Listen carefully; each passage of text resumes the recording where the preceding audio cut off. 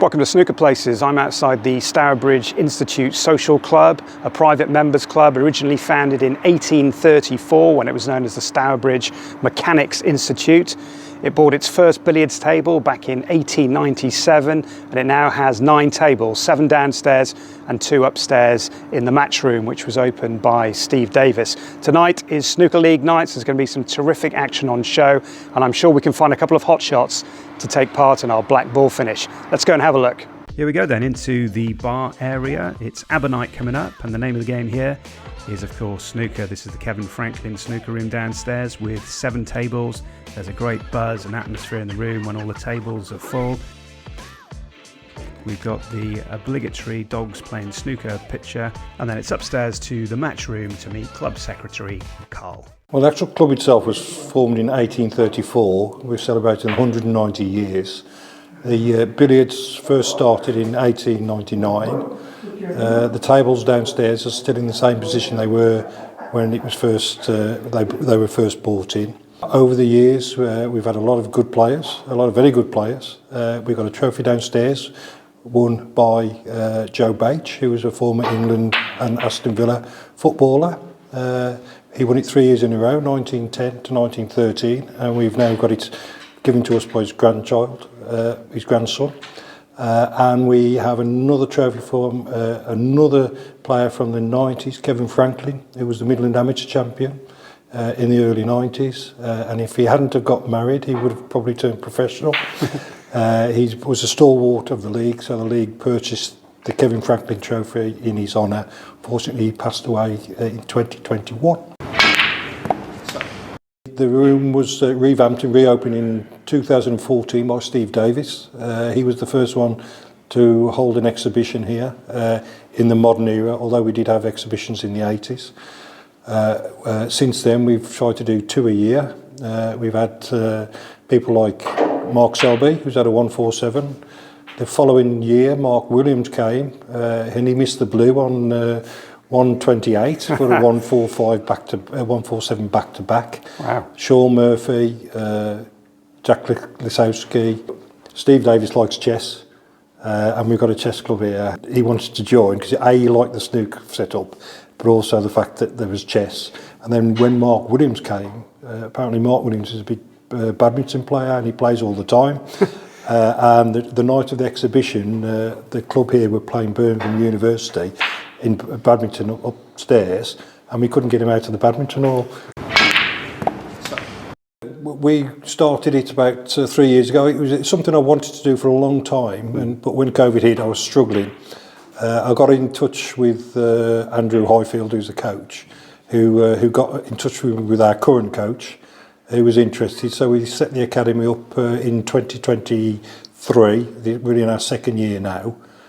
We meet on it's a Sunday afternoon. I really want one of the lads from the academy to come through, and I think that's probably every club's aim, to get that nugget. And so to the action, Stourbridge against Townsend Social Club. First up was Stourbridge's Ashley Sidaway against Sam Thompson. Really high quality match. What about this shot with a spider from Sam? Absolutely superb. But Ash was pretty impressive with the furniture too, and thanks to some excellent long potting, he would eventually come out on top in this one. And I'll let the next player introduce himself along with his highest break. Carl Ashmore, 147. Tell me about that 147 then. This table against old friend of mine and coach Ken Garlick. So never thought it would happen, but it did. Yeah, how long ago was that? A few years now, yeah. When I was a lad. Okay, so that's the first and only time you had a 147. I've had another one as well. You've had another one as well? About 10 years after. Impressive stuff. Now Carl was up against someone pretty well known to him, his own son Aaron. The maximum man would take the victory and the family bragging rights. And what about this pot into the middle? One of the shots of the evening.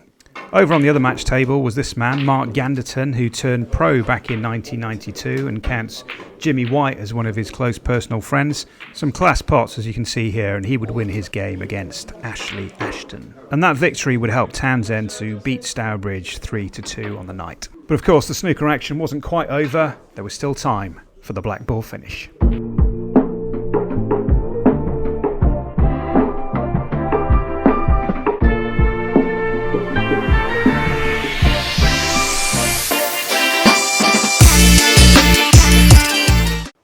Here we go then, black ball finish time at the Stourbridge Institute Social Club. This is Ash breaking off.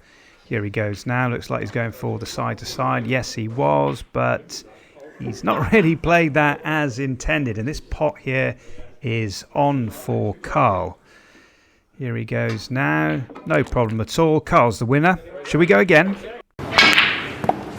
Yeah, these boys love a black ball finish. Let's see what more magic they have in those cues of theirs. It's Carl to break off this time, aiming for the outside of that black ball, swinging the white round the corner, and that's 1-1.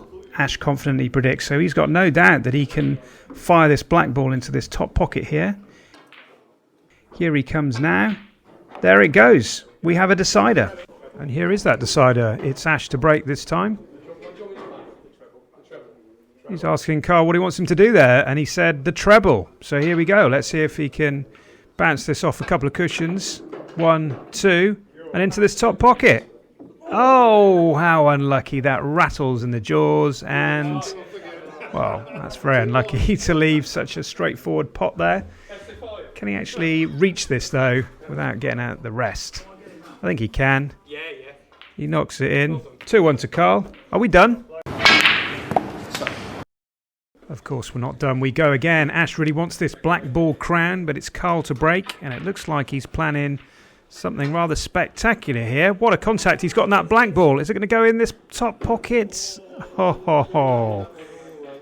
Desperately unlucky, but I think we all know what that means. It's 2-2, and the second and final decider on the way.